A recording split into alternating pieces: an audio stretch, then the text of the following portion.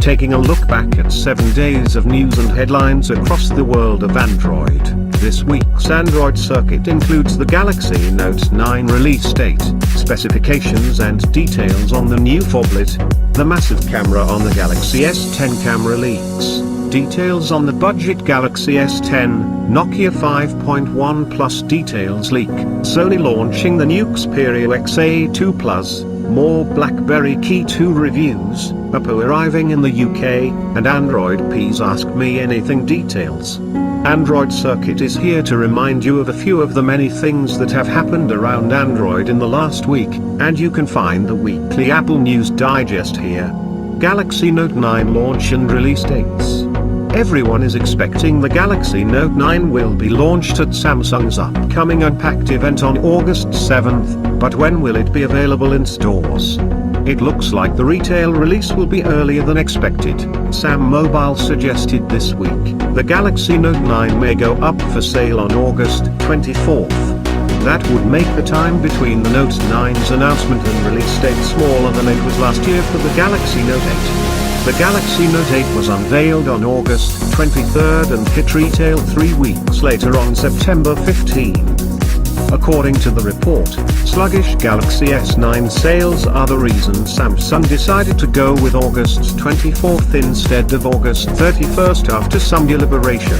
I've taken a look at what the date implies and how it fits in with Samsung's use of the Note 9 to act as a blocker for the South Korean company in the fight against iOS-powered devices. The Galaxy Note range has moved away from being a revolutionary device that was used as a test bed for Samsung's latest technology, including elements like the S Pen stylus and the curved edge displays, towards a more tactical product that allows the Galaxy S flagship to be the lead handset from the company while the Note series runs interference against the Apple iPhone by capturing digital column inches, featuring in comparison articles, and giving those who are tending to Android over iOS a new handset to consider.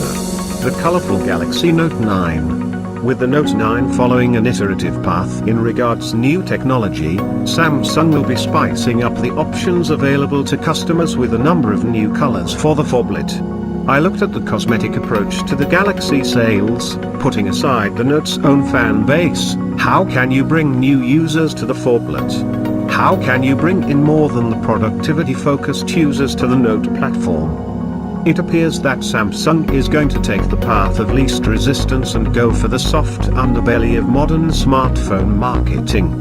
It's going to offer the handset in a number of new and exciting colors. More here on Forbes, although do note that Samsung is not alone here. Apple is also looking to add some color to 2018's iPhone range. 5 cameras for the expensive Galaxy S10. While the Note 9 runs interference with its iterative update, the Galaxy S10 is expected to push the technological boundaries and return the South Korean company to the top of the smartphone stack. With imaging one of the key areas, the inclusion of 5 camera lenses on the premium model is sure to be a key feature. Gordon Kelly highlights the new changes. In a new report, historically accurate Korean site The Bell reveals, Samsung will equip the Galaxy S10 and the Galaxy S10 Plus with 4 and 5 cameras respectively. The Bell says both models will have triple rear cameras, and while the Galaxy S10 will have just one front-facing camera, the Galaxy S10 Plus will have 2. Such a move would once again drive Samsung to the forefront of smartphone camera innovation. Something it has arguably conceded to Huawei's P20 Pro and Google's image processing in recent years. Cheaper Galaxy S10 specifications. As well as the Galaxy S10 and the Galaxy S10 Plus, more details are coming out around the third S10 model, a lower-priced and lower-spec'd Galaxy S10 budget model. For example, the fingerprint sensor will be mounted in the power button, rather than the revolutionary under-screen reader expected in the more expensive models. Of course, the obvious question to ask is, why would Samsung take such a risk with such an important phone? The answer lies in a change of strategy. Samsung is expected to release 3 Galaxy S10 models, rather than the usual 2 with the third an entry-level device. The problem at this stage is entry level is undefined. It may be a significantly cheaper option like Apple's upcoming budget iPhone X or the standard model with the in-display reader saved for two new high-end options, much as Apple did last year when releasing the iPhone X above the iPhone 8 and iPhone 8 Plus. Nokia 5.1 Plus leaks, as well as updating its Nokia-branded Android handsets for 2018. It looks like HMD Global is expanding the portfolio with a new variant of the Nokia 5.1. The phablet-sized Nokia 5.1 Plus. Shannon Liao reports on the leaked handset. The new Nokia 5.1 Plus pictured in leaked images sports a 5.7-inch display, and the Nokia logo has migrated from the top bezel to the chin. It keeps the volume controls, power button, and headphone jack of the original Nokia 5.1, but the images suggest the Nokia 5.1 Plus has swapped out the micro USB port for a USB Type-C port. On the rear, the camera and fingerprint sensor placement remain the same, but there are now dual cameras instead of a single 16-megapixel cam. It comes in at least two colors, dark silver and a reflective shade that looks to be either white or a light gray. Sony's latest Xperia handset launched. Following up on the release of the XA2 and the XA2 Ultra earlier this year, Sony has now unveiled the XA2 Plus, a larger handset that reaches out of the low-end market into the mid-range.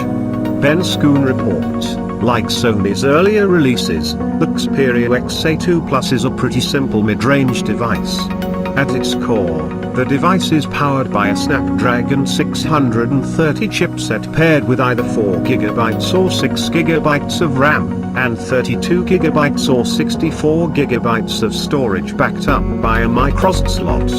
Other familiar specifications include a 23MP rear camera, 8MP wide-angle front-facing camera, and rear fingerprint sensor. There's also a sizable 3580 mAh battery with USB-C for charging. More thoughts on the return of the keyboard. The BlackBerry Key2, launched last month, has been continuing to pick up reviews as more people get used to its unique capabilities. Andrew Martinick has been using the smartphone for 3 weeks to uncover the power of the physical keyboard. Aside from a couple hiccups here and there, the BlackBerry keyboard experience actually complements Android really well when it's this thoughtfully designed. The keyboard feels like more than a text input device. I just started to use it as a core part of interfacing with the phone, which is key for justifying its existence. UK should prepare for an Oppo arrival. Oppo has caught a number of eyes with the Find X smartphone, which removes the notch to offer a full-screen experience, but featuring a pop-up camera for selfies. But the Chinese-based company is looking to expand into the UK. A number of handsets have been registered, although there are no further details on what be launched. John McCann reports, in response to our question about whether Oppo phones would arrive in the UK, the spokesperson told us that's correct. However, we don't have any information or timescale to share on the UK at this moment. Oppo has only recently entered the European market, announcing its arrival during the Oppo Find X launch in Paris, but at the time it didn't confirm whether the UK would be getting its handsets. While the innovative Find X, with its 3 pop-up cameras, will be available in a handful of European countries, the handset is missing from the name registration that was leaked, so it's still unclear whether we'll be treated to the all-screen phone. And finally, Android P's engineering team will be heading to Reddit to take part in its popular Ask Me Anything topics during the next week. Justin Duino picks out some potential highlights. This AMA comes shortly after the release of the third Android P beta and several weeks before the last developer preview.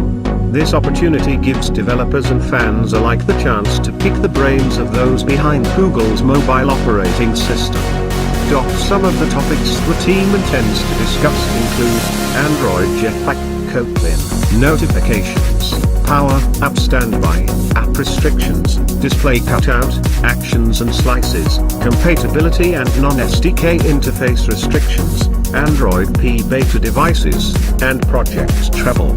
Android Circuit rounds up the news from the Android world every weekend here on Forbes.